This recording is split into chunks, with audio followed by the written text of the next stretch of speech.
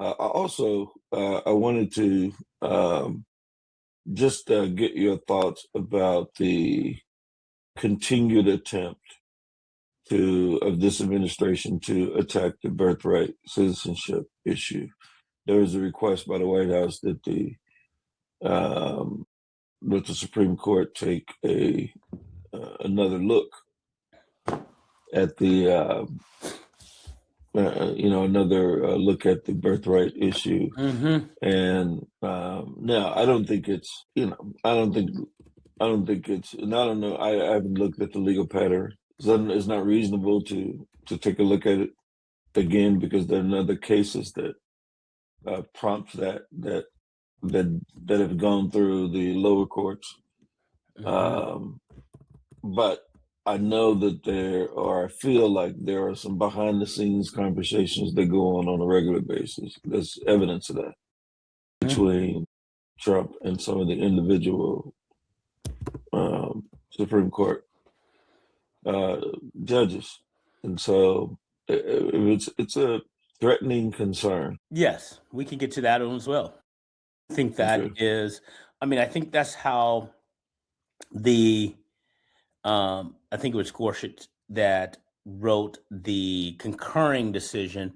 He opened the door for continued attack on birthright citizenship, even though he concurred and said that, it was unconstitutional, the executive order of Donald Trump.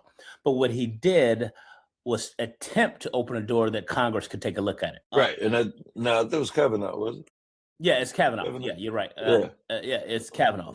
And so with that, with his concurring, how he wrote it, that it could be up to Congress now. If something is constitutional, unconstitutional, it's still, even if Congress took it up, it's still going to be unconstitutional. The Constitution is the law of the land, not necessarily Congress, unless they pass a law that is constitutional. And so as long as it's in the Constitution that birthright citizenship is one of those inalienable rights, Congress can't take that away because then it can be ruled unconstitutional. Right. But what he was giving them the hint was, I would rule Yes. this way if you did this. And then you still have 5, then it'd be a 5-4 decision. Right. And so, so regardless of, currently you have the Supreme Court that's going to always rule in favor of birthright citizenship because it's 5-4. Even if the Congress took it up, which it wouldn't pass the Congress right now because you don't have 60 senators that could get past the filibuster. And I don't think that in the House, they have enough Republicans that'll go along with it as well. So right now, it is a talking point like they used to have. Now, is it on the horizon where they will get to that point like they with Roe v. Wade and other things in the Voting Rights Act? Yes.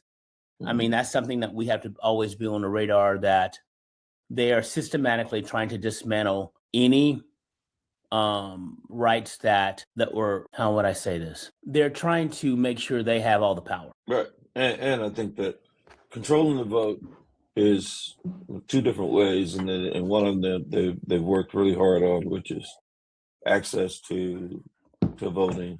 And then the other one is the right to vote. And Yes. so those are the two challenges that are taking place. Fundamentally, we have what's going on right now is a dynamic switch in power and in structure that has reverted back to 1776.